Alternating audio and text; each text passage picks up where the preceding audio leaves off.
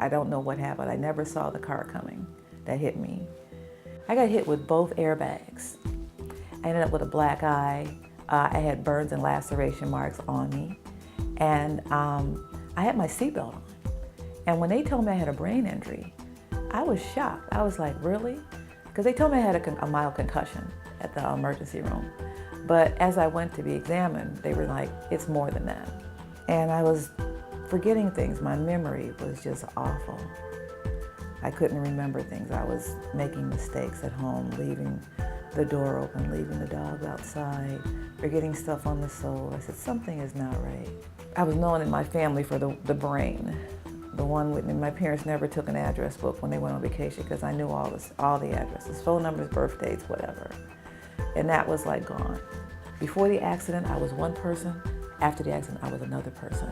I was less tolerant and irritable. I'm a very patient person, very compassionate, and I just became this person I didn't recognize. Small things that we think are insignificant in our daily life will be affected by even a minor brain injury. Until someone actually asks specific questions, patients probably won't realize they have any issues. I was seeing another doctor for a while, and I wasn't getting any better. I found Dr. Robert Farhat at Michigan Head and Spine Institute. I Googled head and spine injuries, and his office came up. He basically said, you have a brain injury? Unfortunately, in situations like Margaret's, most people won't realize they had a brain injury right away.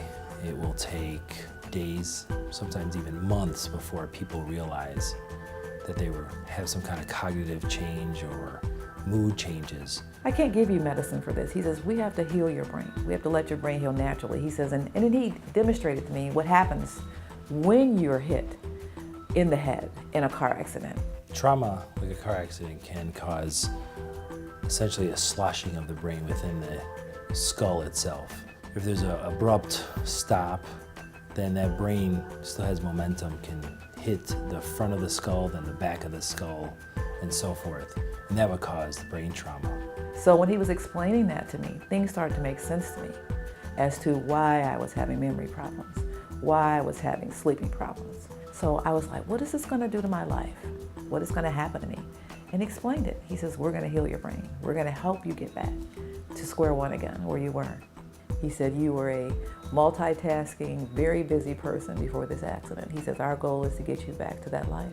I sent her for a neuropsychological evaluation. This is different than a psychologist. This is somebody that can actually test various parts of the brain that try to focus on cognitive evaluation, problem solving, IQ, word finding activities. From that point, we work specifically with cognition, memory, various training tools, even brain games. I had music classes, I had voice classes, I had art, and I had yoga therapy at the end. And slowly but surely, things start coming back together. We don't understand how the brain actually heals itself, but we do know once an area of the brain is injured, another area of the brain, possibly close by, maybe even remotely, can take over some of those activities, be able to, let's say, take up the slack of the injured portion of the brain. I started feeling like myself again. I started thriving again, getting back to me. Michigan Head and Spine Institute, they helped me get me on the road to recovery. They had a plan of action for me from day one when I started going there. And it was because of Michigan Head and Spine Institute that I got better again and on the road, and I went back to being the old Margaret again.